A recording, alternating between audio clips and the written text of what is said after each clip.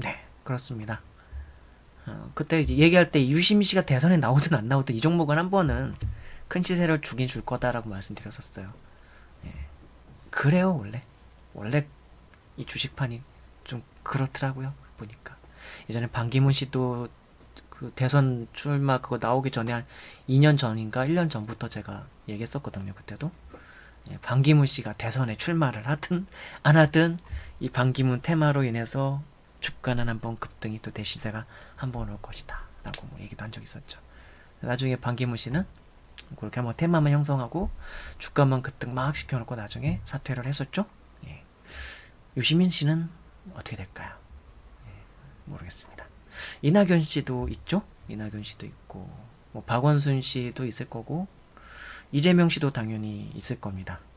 예, 그럴 거예요. 뭐 이건 여권 주자고요. 야권 주자 중에선 또 누가 있을까요? 야권 주자에선 뭐 저는 어쨌든 뭐 야권이라고 하는 그 한놀이 옛날 한나라당으로부터 이어져오는 그 뿌리가 이 한나라당인 뿌리에 있는 분들은 저는 거기다 다 싫어하기 때문에 예, 좋아하는 분이 거의 없다고 보면 됩니다. 예, 그때부터 정치를 나름 유심히 보면서 면밀히 봤거든요, 그분들을. 별로 안 좋아합니다. 오죽하면 제가 하나님한테 기도하는데 한나라당으로부터 시작된 그 근원이 된 정치인들은 정치 못하도록 주님 막아주십시오. 저 사람들은 정치를 하면 안 될 사람들인 것 같습니다. 라고 그렇게 제가 기도를 했을까요? 토론회라던가 뉴스라던가 신문이라던가 그런 여러 가지 그동안 쭉 뭐 김대중 정부 때부터 쭉 어쨌든 정치에 쭉 관심을 갖고 보면서 저 집단은 진짜 정치하면 안 되는 집단이구나. 국회의원이라고 하는 딱지가 진짜 아까운 사람들이구나. 라고 저는 생각을 많이 했었고, 뭐, 민주당이 어쨌든 지금 여권인데, 민주당 내에서도 또 기득권이 이제 앞으로 생길 것이고, 있을 것이고, 예, 나중에 또 다시 그들은 개혁의 대상이 되어야 할 것이고, 만약 그 기득권이라고 하는 사람들이 투명하게, 공정하게, 정의롭게, 그리고 바르게, 또 현명하게 지혜롭게 현명하고 지혜로운 것까지는 뭐 그렇게 기대하지도 않아요. 예, 뭐 현실 정치에서 또 얼마나 많은 다양한 그런 다양성이 공존하는 다양한 관점과 다양한 의견과 다양한 어떤 이익들이 공존하는 상태에서 얼마만큼의 뭐 현명함이나 지혜가 있을까요? 그건 보는 사람 관점에 따라 다 다른 건데 그러나 정직하게라도 그리고 투명하게라도 그리고 과정의 공정함이라도 예, 있었으면 예, 그리고 방향에 있어서 너무 얼토당토 않는 방향이 아니었으면 하는 거죠. 그 방향이 얼토당토 않게 되는 거는 보통 로비라던가 이익이란 것과 관련이 있어요. 어떤 이익 집단들과의 그 집단은 자본 세력이 될 수도 있고 재벌이 될 수도 있고 예, 대기업이 될 수도 있고 어떤 연결이 돼 있는 뭐 중소기업들이 될 수도 있는 것이고 이익 집단들이 있단 말입니다. 그리고 지역 토착 세력들도 될 수 있는 것이고 뭐 여러 군데가 있을 텐데 뭐 그들에게 휘둘리지 않고 소신껏 해나갔으면 좋겠고 또 언론이 이리저리 떠들면서 막 하고 있고 댓글 부대가 또 악플을 막 휘달릴 것이고 예. 그런 상태에서도 방향성에 있어서 바른 방향을 갔으면 좋겠다. 예. 그 바른 방향 그랬으면 좋겠어요. 그러면은 지지를 철회하지는 않을 것 같아요. 그러나 어디 사람이 하는 정치가 인간이 하는 정치가 그렇게 될까요? 언젠가는 또 부패하겠죠. 예. 그러면 그들은 또 정권을 잃게 될 것이고 예. 이명박 박근혜가 당했던 그 서름을 그 당시의 통치자는 나중에 훗날 당하게 될 것이고 또 그 이후에 다른 국회의원들도 다 당하게 될 거라고 봅니다. 정권 교체할 때 그래서 부패 청산 혹은 적폐 청산이라고 하는 전 정권에 대한 심판은 반드시 매 정권이 바뀔 때마다 있어야 된다고 저는 생각합니다. 예전에 안인정 씨가 뭐 대선 후보 나왔을 때 그런 얘기를 했었던 걸로 기억이 나요. 예, 정확하게 그 뭐 말까지 모르겠는데 뉘앙스가 그런 거였어요.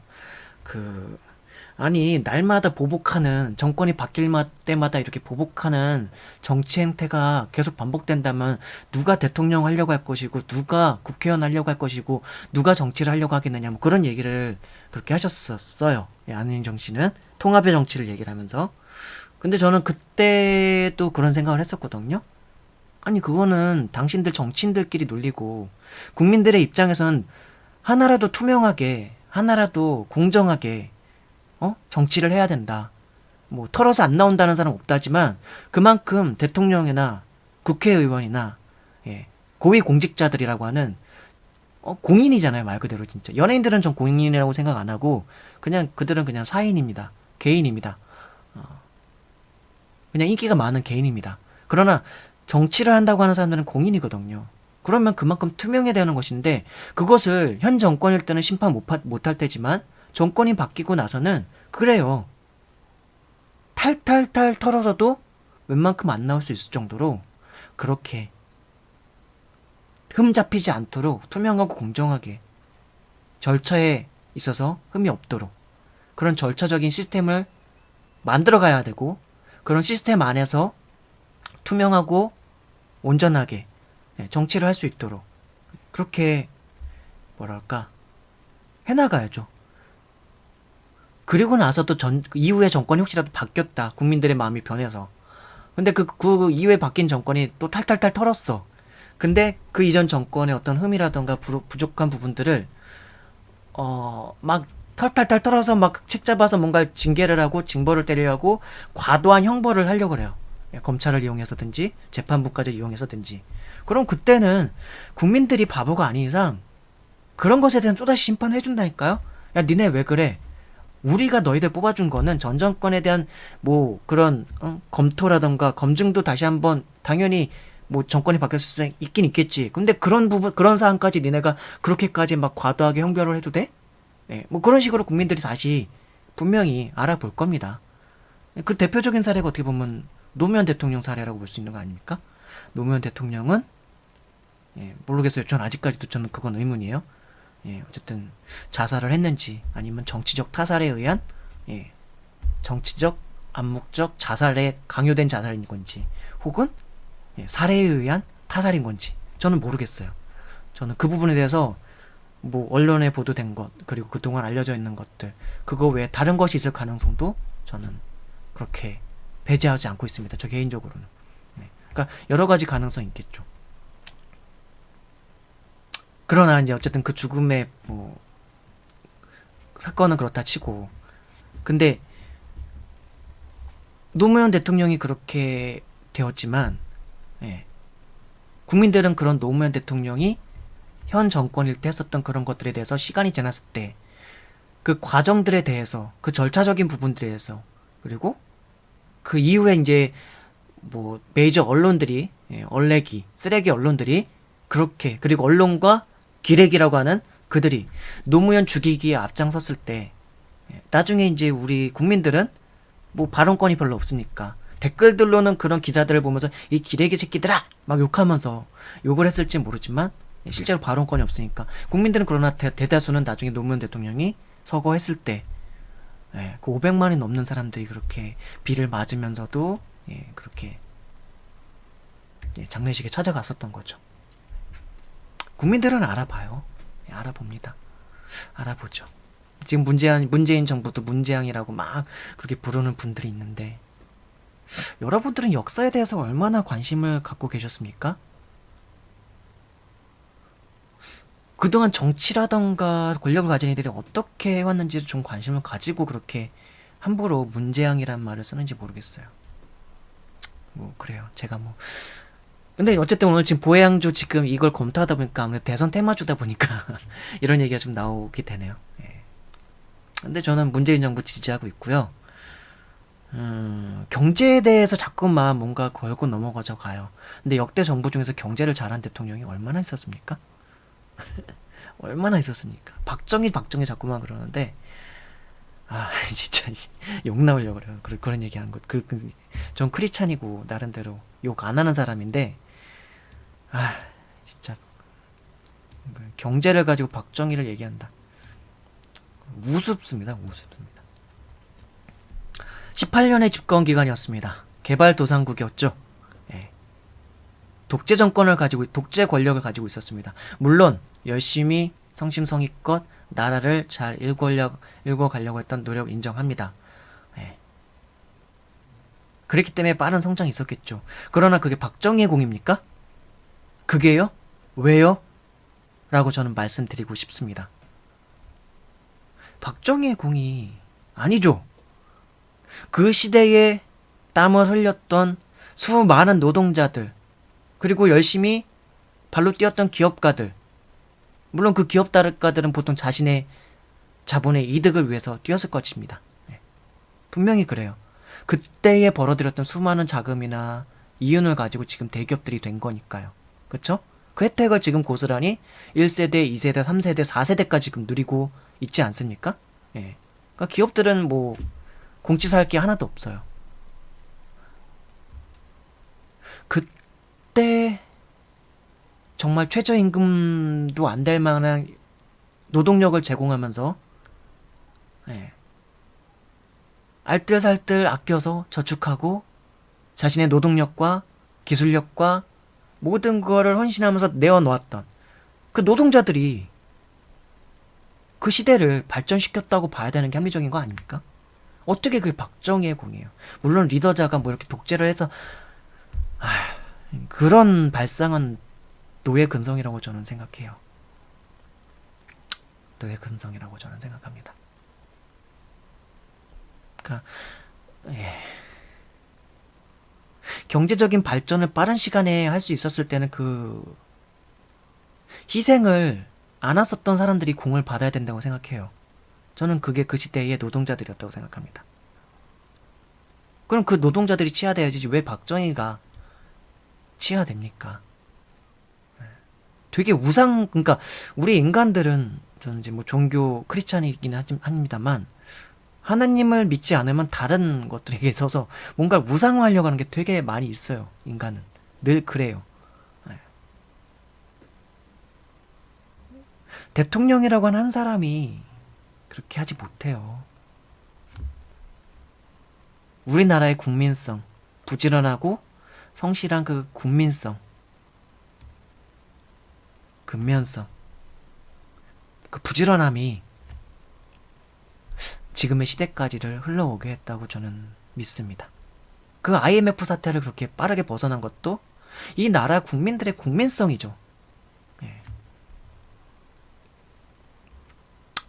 그러니까 우리나라 국민들은 좀 뭐 여러 가지 단점들도 좀 있긴 하지만 그래도 장점이 참 많은 그런 사람들이라고 봐요. 예. 그런 문화를 형성해 왔고, 그런 민족성을 형성해 왔고, 그런 어떤 집단적인 어떤 인간성들을 좀 그래도 좀 가지고 있는 것 같아요. 예, 그렇다고 봅니다.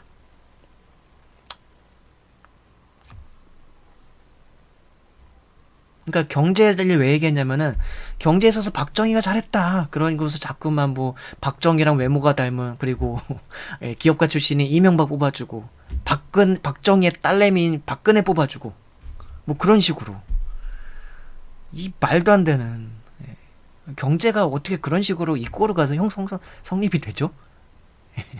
말이 안 되는 거거든요. 근데 이상하게 그렇게 우상화를 잘해요, 우리 인간들은. 그리고 그런 것을 잘 혹하기도 하고, 그런 언론의 조장들에 혹해가지고 그거 넘어가서 그렇게 막 우상화하면서 그거에 노예적인 근성으로 길들여지기도 하고. 그러나 경제를 이제 그렇게 풀어가면 안 되거든요, 경제를. 저도 뭐 경제를 그렇게 잘 아는 건 아닙니다만, 어느 정부든지 간에, 예, 그 18년을 집권했었던 박정희 독재 정권, 예, 그때 말고 그 다음 정권 어느 정권에서 그렇게 경제적인 번영이나 성취를 이룬 정권이 얼마나 있습니까? 예, 얼마나 있습니까? 그리고 그 경제적인 번영의 성취는 국민 대다수가 누렸습니까, 여러분? 누렸습니까, 정말로? 아니죠. 박정희 그 18년 정권 때 경제적인 그 발전을 이룰 때 그 당사자들이었던 노동자들은 어마어마한 궁핍과 어마어마한 인권 탄압 속에서, 예, 최소한의 경제적 보장도 별로 없이 그렇게 살았어요. 전두환 정권 때도 마찬가지였죠. 그럼 지금 만약에 그런 독재 정권이라던가 그런 경제적인 어떤 발전을 위해서 누군가가 다수가 희생해야지 그래도 어느 정도 발전을 하는 건데 그 희생은 여러분들이 하실 겁니까? 못 하시잖아요. 그러니까요. 경제라는 거는 다수의 공동체가 어쨌든 합리적으로 재화라던가 그런 것들을 잘 사용해가지고 효율적으로 이루어지는 어떤 시스템이 잘 돼야지 되는 건데 모두가 만족할 수 있는 경제를 만든다는 게 경제학자들도 쉽지 않고요. 누구라도 쉽게 해답을 내놓을 수는 없지만 흠잡기는 너무 쉬운 게 경제라는 분야입니다. 경제라는 분야. 그러니까 노무현 대통령이 그렇게 예전에 그렇게 뭐죠? 정치 개혁을 하면서 어쨌든 그 노무현이란 대통령은 대통령 달 때부터 나는 정치 개혁하겠다. 정치가 중요하다. 그러면서 정치 개혁을 필두로 했던 사람이에요. 정권이 바뀌지도 않았는데 김대중 정부에서 노무현 정부로 오면서 어쨌든 김대중 정부에서 노무현 정부는 어쨌든 같은 정부 여당 정권 라인이잖아요. 그러니까 정부가 바뀌지 않는데도 그 사람은 대통령이 될 때 나는 정치 개혁하겠다고 해서 필두로 하는 사람인데 나중에 연말엔 그 대통령 마칠 때는 이제는 경제다 막 그러면서 정치 개혁을 하라고 뽑아준 사람한테 자꾸만 경제 못했다고 막 뭐라고 하고 있고 근데 경제를 그렇게 못한 것도 아니거든요. 당시 저 그때 경제 쪽 관련된 교수님들이랑 그런 분들이 얘기할 때는 노무현 정부가 절대로 경제 못하지 않았다 그랬어요. 기업들 현금 보유량도 되게 많았었고 우리나라가 주가에 있어서 지금 2000포인트를 넘었지만 그 당시 뭐 박근혜 이명박 전에 김대중 그 네 정부를 다 통틀어서 노무현 정부가 주가에 있어서도 가장 높았었고 다만 전국 이제 전국적으로 지역 균형 발전이라고 하는 걸 이제 토대로 해가지고 어쨌든 정치 개혁을 함께 해나가면서 균형 발전, 전국 균형 발전이라는 걸 모토로 하고 있기 때문에 부동산 값이 오를 수밖에 없죠. 지역이 어느 지역을 땅을 누군가 보유하고 있어요. 근데 그 지역의 개발이 일어나고 그 지역의 발전이 되면 그 땅값은 소유하고 있는 그들이 올라갈 수밖에 없는 것이고 자산의 가치가 올라갈 수밖에 없는 것이죠. 너무나 당연한 건데 부동산 급등시켰다 그러면서 메이저 언론들이 막 노무현 정부를 헐뜯기 시작하고 그러면서 동시에 경제 못했다고 하고 양극화 심화됐다 그러고 그러니까 뭐 IMF 이후로부터 시작된 게 이제 양극화가 쭉 진행되어 온 건데 그런 식으로 경제를 가지고 흠을 잡으려면은 얼마든지 잡을 수 있는 게 경제예요. 뭐 언젠가도 뭐 백종원 씨가 골목 식당인가 어딘가 나와가지고 얘기하는데 누군가한테 그 식당 그 사장님한테 얘기하는데 사장님들이 이제 핑계를 그렇게 댄 거죠. 아 경제가 어려워지니까 뭐 손님들이 떨어지고 그러니까 백종원 씨가 얘기했던 게 그런 거였죠. 아니 최근 한 20년 동안 경제가 안 어려웠다고 한 적 있습니까? 그 말이 정답 있다고 생각해요. 그러니까 언론이라고 하는 얼레기, 쓰레기 언론들과 기레기들이 경제를 가지고 자꾸만 국민들의 마음을 심란하게 하고 또 그리고 그 물가를 올릴 때 보통 항상 앞서는 그 기업들이 있어요. 물가를 상승시키는 기업들이 있어요. 먼저 좀 더 이윤을 보려고.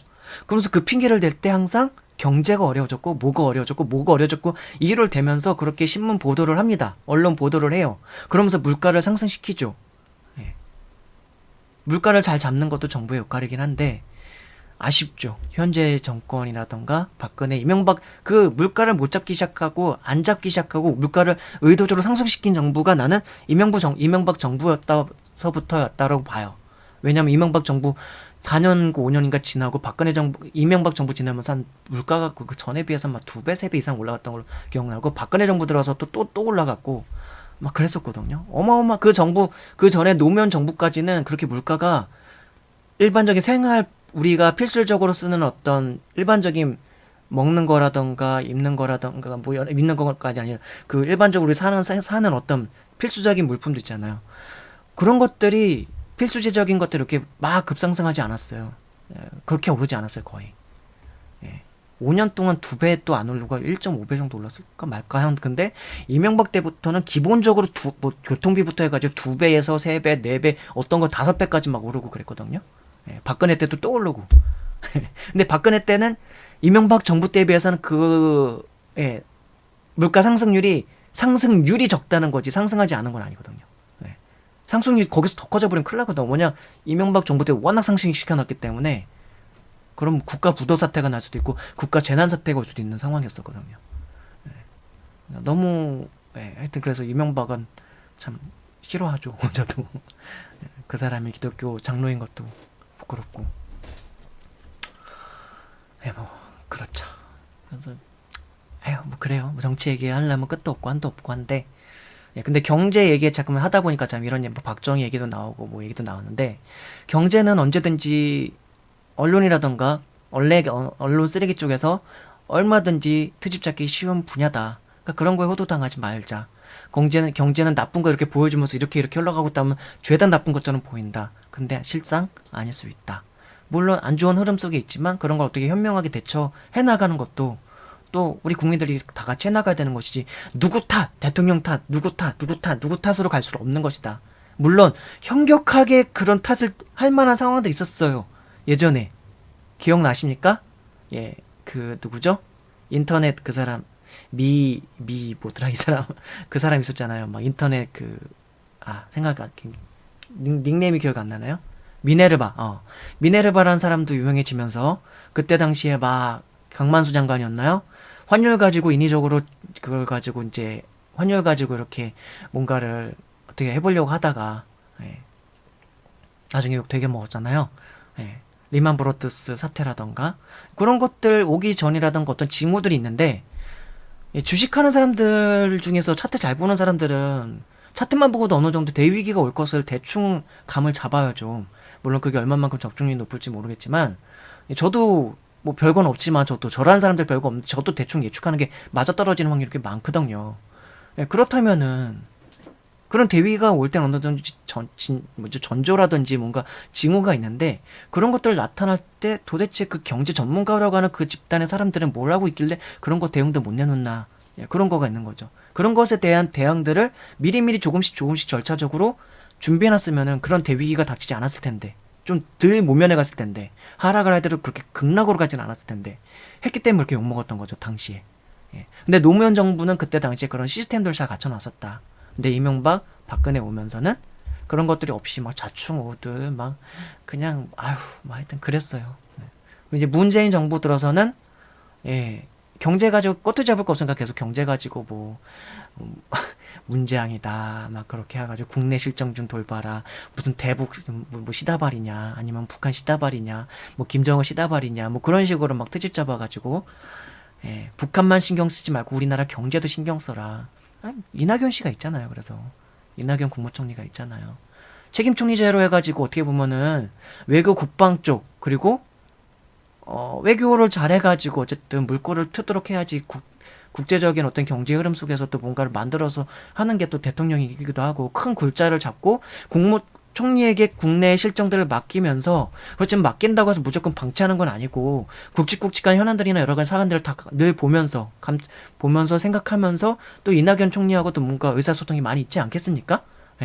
그렇게 하고 있었단 말이죠. 근데 뭐 북한과 관련된 보도들 있으니까 마치 문재인 대통령의 활동은 북한과 관련돼서만 마치 치중하고 있는 것이냐, 그런 식으로 언론을 몰아가고 댓글들도 그렇게 달고, 한심한 집단들입니다. 정말 한심한 사람들입니다.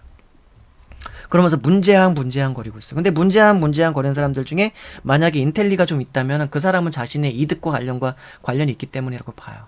그러니까 모르는 사람들이야 그냥 그렇다 치고, 모르는 사람들이야 그냥 뭘 모르니까 경제 어렵고 나 살기 힘드니까, 그리고 언론에서 떠들어야 되는 뭐 최저임금제 갖고 뭐 경제가 어렵다는 그런 논리에 휩싸여가지고 문재인 정부가 뭐 최저임금을 저렇게 해가지고 나 힘들어졌어 막 그런 식으로 착각해가지고 욕할 수 있다 치자고요. 근데 좀 공부한 사람들이 이렇게 욕한다, 그거는 자기들의 이익에 반하는 정책들을 하기 때문에 그렇다고 봐요.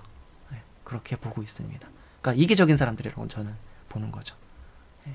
어쨌든 복지를 강조를 하면서 해나가고 있고, 경제라는 건 저도 잘 모르지만은 일단 돈을 돌게 하는 게 가장 큰 경제에 있어서 우선적인 과제가 있습니다. 그럼 그 돈을 돌게 하는 방법이 어떻게 하는 방법이 있느냐 하면은 뭐 여러 가지가 있겠죠. 근데 문재인 정부 같은 경우는 어쨌든 그 복지인데 어쨌든 돈을 어떻게 보면 이런저런 방식으로 해가지고 위에 있는 상층부에 있는 돈을 세금으로 걷어서 세금으로 거쳐진 돈들을 또 아래 계층들에게 많이 푸는 방식으로 하는 건데, 예, 그런 방식도 있겠고요. 복지 어떤 직접적인 어떤 사람에게 그냥 돈을 어떻게 보면 약간 주는 방식으로, 예, 그런 방식이 있겠고, 또 한 가지가 어떤 그 사람으로 하여금 효율적인 어떤 생산적인 일, 생산적인 노동 가치를, 노동 기술력을 발현하게 해가지고 뽑아내서 국가 산업 발전적인 부분에 뭔가 기여를 하게 하면서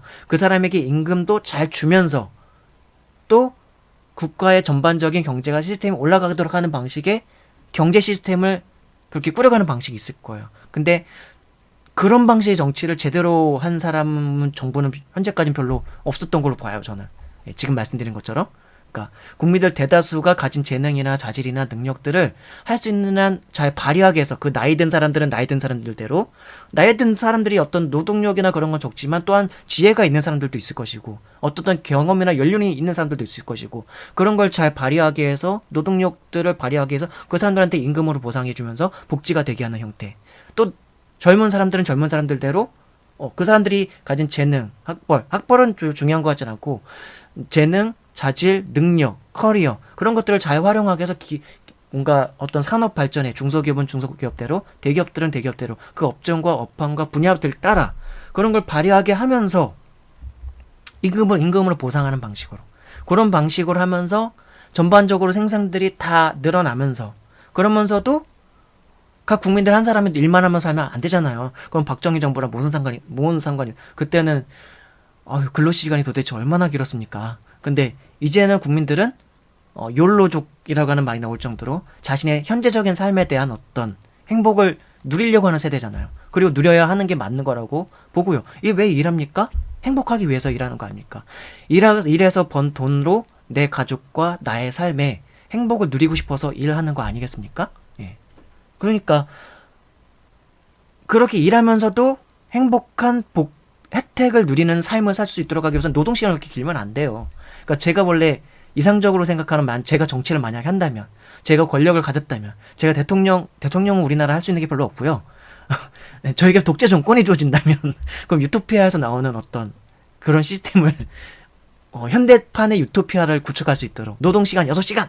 딱! 해가지고, 예. 제가 원래 그래서, 워렌 버핏처럼 200조를 제가 만약에 주식을 하면서 원래, 나름대로 설정해놓은 내가 나중에 벌고 싶은 돈의 액수가 있었다면 워렌 버핏 정도였을 거예요. 그럼 200조 정도의 내가 재산을 갖고 있게 된다. 그러면 나는 제일 먼저 뭘 하고 싶은가를 한 5년 동안 고민했는데 내가 뭘 해야 될지 모르겠더라고요. 물론 내가 200조가 없지만. 200조가 나한테 있다고 할지라도 난 뭘 해야 될까? 그 돈으로? 뭘 할 수 있지? 어떻게 사회를 위해서 내가 그 돈을 쓸 수 있지? 어떤 사람들을 위해서 그 돈을 쓸 수 있을까? 그런 것들을 막 고민을 해봤지만 정작 워낙 큰 돈이니까 어떻게 써야 될지 답도 안 나오더라고요. 그러다가 제가 나름대로 한 주식 시작한 지 한 5년인가 6년 정도 됐을 때쯤에 나름대로 내가 200조가 생긴다면 하고 싶은 일을 하나 찾았어요. 한 시가총액 1조 정도 혹은 시가총액 아니면 2천억 정도 되는 혹은 2천억에서 한 5천억 사이 정도 되는 회사를 한 20개에서 한 40개 정도를 인수를 하는 거죠. 예, 한 20개에서 40개. 그러면은 5천억이면은 20개면은 한 얼마입니까? 한 10조 정도 되겠죠? 네, 10조. 100개도 살 수 있구나. 그러면 200조 정도가 있다고 할 때 20개가 40개 아니라 200개에서 한 400개 정도를 내가 대주주가 되는 거죠. 그 회사들에. 2천억짜리 회사에서 내가 2천억 정도 내가 지분을 가지고 있으면 대주주 아닙니까? 50%? 그리고 CEO도 내가 마음대로 세울 수 있어요. 최고 경영자를 내가 세울 수 있습니다. 50% 이상의 지분을 가진 사람이 그 최고 경영자를 결정할 수 있는 권리가 있는 게 주식회사입니다. 그러니까 저는 200조가 있다면 우리나라에 해서 한 시가총액 2천억에서 한 5천억짜리 되는 회사를 20개에서 한 40개 정도, 200개에서 한 400개 정도의 기업을 인수하면은 어쨌든 그 기업에서 경영 방향이라던가 그 회사가 나가야 받을 제가 결정은 어느 정도 다 할 수 있는 거거든요. CEO가 말 안 들으면 내가 CEO 해버리면 되니까. 대주주라는 원래 그런 거거든요. 그래서 내가 가진 어떤 경영 마인드를 잘 실현할 수 있는 사람은 CEO를 앉히면 되니까. 그러니까 난 기본적으로 직원들 복지를 하는데 월급 기본적으로 최저임금 플러스 1.5배는 기본적으로 가장 밑에 있는 사람 직원들의 월급이 되어야 되고, 그 다음에 뭐 이제 올라가면서 이제 그 임금은 올라갈 거잖아요. 그러니까 최소한 최저임금보다는 1.5배에서 많게는 2배까지 지급이 되는 회사. 그러니까 1.5배 정도는 아무래도 좀 현실적으로는 가능할 거예요. 안 그러면은 회사가 망할 수 있거든요. 그러니까 1.5배 정도는 지급이 될 수 있도록 그렇게 하고, 최고 경영자 그리고 그 외 이사들 비슷한 여러 직원들 뭐 임금 있겠잖아요. 그러니까 최저임금은 일단 그 회사의 최저임금은 일단 1.5배가 되도록 한다. 그러나 그 직원들은 월요일부터 금요일까지만 일을 하고, 그리고 또 직원들의 임금은 한 달에 임금이 아니라 일하는 시간, 근무 시간은 하루에 6시간만 하도록 한다. 예, 하루에 6시간만 일하고 주 5일을 일하면서 예, 한 달을 일을 해요. 근데 월급은 최저임금보다 최소한 1.5배가 이상이 되는 가장 낮은 임금을 받는 사람들도 예, 그렇게 되도록 회사를 꾸려봐라. 이제 그거 뭐 내가 그 대신 당신 최고 경영자 내가 임금 많이 줄게요. 그거를 잘 얼마만큼 구현하느냐에 따라서 당신은 얼마만큼의 임금을 내가 인센티브 더 줄게. 그 최고 경영자를 비롯한 인센티브제를 거기다 또 도입하는 거예요. 더 해가지고 예. 업무의 효율성을 높이면서.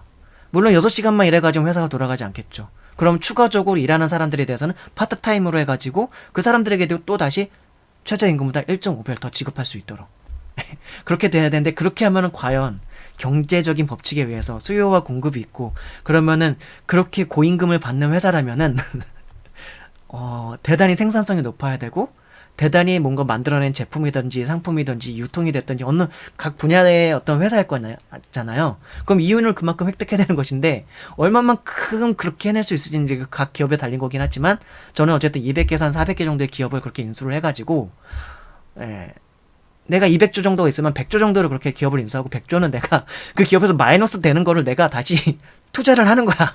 다시 투자하면서 임금 보존해줘. 예. 그 전환사채가 됐던 아니면은 신주 인수권부 사채가 됐던 주식을 다시 내가 또 받아가지고 투자를 하고 사업 경영 자금 대주고, 예, 뭐 그런 식으로 해가지고, 그렇지만 인센티브를 제를 잘 활용해가지고, 저건 그렇게 해가지고 근데 회사가 돌아갈 수 있으면 좋겠는데, 이건 이상향이고요. 실제적으로 이것이 각 회사에서 구현되도록 하려면은 체질 자체가 개선이 되어야 되고, 한 사람 한 사람의 노동자들이 그리고 기업가들이 뭔가 내 회사 같은 애사심을 가져야 되며, 일에 대한 보람과 긍지를 가지고 있어야 되고, 일 자체에 대해서 되게 능률을 가진 사람들이 그렇게 일을 할 수 있어요. 그렇지 않은 사람들이 단순히 월급만 받으려고 그 회사에 들어가서 그 임금을 받으면서 일을 한다. 그럼 그 회사는 망합니다. 그만큼의 능률과 그만큼의 효율성과 그만큼의 능력을 가진 사람들이 그렇게 받으면서 일을 할 수 있는 거겠죠. 그러니까 제가 생각하는 거는 한 200개 정도에서 한 400개 정도의 기업이 제가 말한 것처럼 하루 6시간만 일하고도 가장 낮은 연봉을 받는 사람들이 최저임금보다도 1.5배 이상을 받으면서 하루 6시간 이상 일하고, 하루 6시간 정도만 일하고, 그 나머지 필요한 노동의 분량은 또 다른 사람들 고용을 하고 파트타임으로, 예, 그 사람들은 1.5배가 되든 2배가 되든 더 많이 주고, 뭐 그런 식으로 하고, 예, 주말에는 또 쉬고, 예, 그렇게 하면 여가와 취미와 또한 자아실현과 예, 세상에 대한 어떤 알아감과 인생의 어떤 의미들을 누리면서 살아갈 수 있는 그런 게 되지 않겠는가. 내가 200조가 있다면 난 그런 식으로 쓴다면 되게 가치가 있게 쓰는 거가 되지 않을까라고 생각을 했습니다. 그 전에 막 200조를 가지고 교육에 투자를 하면, 사람에게 투자를 한다면, 복지 사업을 한다면, 뭐 여러 가지 생각을 해봤어요. 근데 가장 현실적으로 되게 어려운 거긴 한데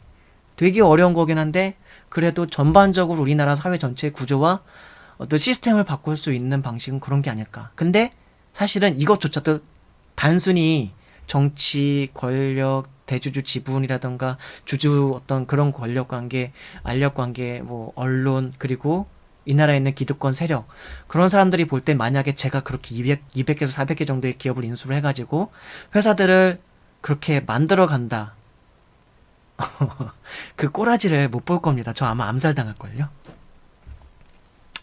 권력을 가진 사람들이 일단 제가 그렇게 재산을 갖고 기업들을 중견기업에서 소형기업들을 인수를 하고 하면 일단 저를 탈세 조사부터 해가지고 제가 탈세를 혹시라도 하지 않았을까부터 일단 세세하게 꼼꼼하게 볼 것이고, 저는 그런 세금 관계 잘 일반적으로 기업을 하는 사람들도 그렇고 아닌 사람들도 그렇고 세금 잘 몰라요. 어떻게 내야 될지 잘 모릅니다. 무슨 신고하는 것도 저도 지금 잘 그거 잘 모르고요. 그럼 그런 곳에서 걸려가지고 그런 거 가지고 꼬투리 잡을 것이고, 그거 외에도 많은 부분에서 권력을 가진 사람들이 자기한테 로비해라, 내가 좋은 정책 해줄게, 로비 안 하면 나중에 그거 갖고 또 꼬투리 잡을 것이고, 로비하면 나중에 그 로비한 것 때문에 나중에 정권이 바뀌면서 또 꼬투리 잡힐 겁니다. 예. 그러니까 자본을 가지고 자산을 가지고 경영을 하는 사람들은 정치 권력을 가진 사람들의 타깃이 될 수밖에 없고요. 정치 후원금 대라, 알게든 모르게든. 안 하면 뭐 알지, 뭐 그렇게 되는 거죠. 그러니까 돈이 많아도 사실은 되게 할 수 있는 거는 적은 걸로 보여요. 돈이 많아서 뭔가 많이 한다 할지라도 명망을 얻지는 못해요. 욕을 먹죠. 네. 명망을 얻는 사람들 있긴 하죠. 진짜 누가 봐도 사회 전반적으로 인격적으로 삶에 있어서, 가정에 있어서나 가정에 있어서도 본이 되고, 이타적인 삶에 있어서도 본이 되고, 자신이 가진 거에 대부분을 다 나누고 베풀고, 그런 것이 도드라지게 나타나고, 거기다가 언론도 호의적으로 뭔가 기사를 써줄 때, 그럴 때 욕 안 맞죠.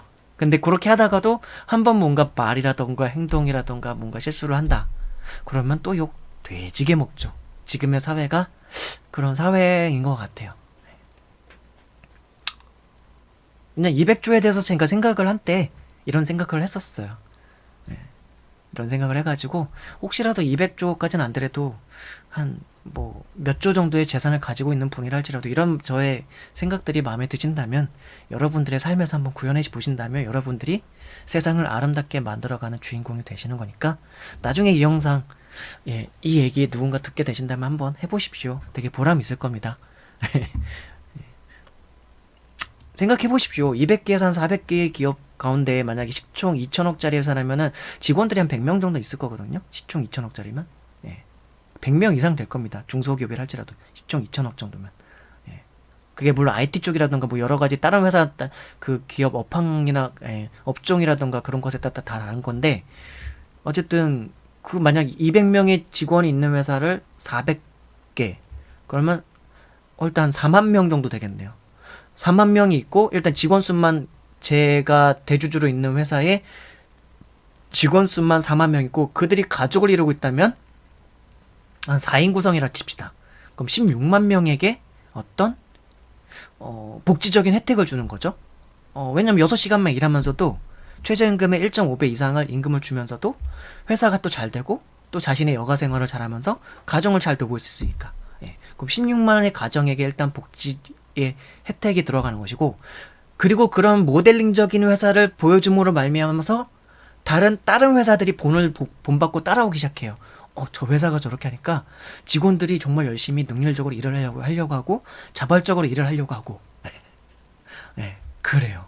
아마 뭐 그렇게 되니까 그런 다른 회사들이 또 그걸 표본 삼아서 또 다시 다른 회사들이 바뀌기 시작하고, 그럼 회사들이 바뀌면서 우리의 삶의 어떤 대부분의 성인이 돼서 어쨌든 직장 생활하는 사람이라면 하루 중에 대부분의 시간을 직장에서 보내잖아요. 그럼 직장 생활과 그 환경이 바뀌면서, 예, 다른 사람들도 다 변하게 될 수 있는 토양이 마련되는 거죠. 예, 저는 200조를 벌 수 없겠지만 누군가가 200조를 벌거나, 혹은 누군가가 그만큼은 아니더라도 그걸 분업해서 갖고 있는 그 각 기업의 대주주들과 CEO들, 각 기업들의 어떤 돈 많은 분들이 그렇게 기업을 꾸려나가면 거기부터 세상은 변화되기 시작되는 거죠. 네. 물론 세상이 변화된다는 게 단순히 이렇게 경제적인 원인만 갖고 변화되진 않습니다. 경제적인 것도 있겠지만 사실은 또 우리 인간 개개인들이 또 변해야 되겠죠. 각 기업들도 변해야 되겠지만 우리 인간 개개인들도 사실 되게 각자가 결함이 많기 때문에 우리 스스로가 우리 자신을 돌아보고, 예, 한 사람 한 사람들이 변화된다면, 그래요, 우리나라 대한민국은 전 세계에서 모든 세계가 우러러 볼 수 있을 만한 유토피아적 세상을, 그런 가정을, 그런 자아실현과 행복한 삶을 살아가는 인구가 참 많은 그런 나라가 될 수 있고, 그런 모델이 될 수 있는 나라가 될 수 있을 거라고 생각합니다. 예, 대선 테마주 중에 하나였던 보혜 양주를 살펴보면서 예, 어떻게 보면 알쓸신잡인데 꼬리에 꼬리를 물어서 뭐 박정희 정권 막 노무현 정부부터 해서 문재양이라고 불리는 이런 현실적인 상태, 그럼 이런 것들은 어떻게 좀 바뀔 수 있을 것인가, 뭐 그런 거에 대해서 저는 예전에 200조를 제가 갖게 된다면 저는 이런 것을 하고 싶었다, 뭐 그런 얘기들을 제가 좀 나눴죠 방금 전에.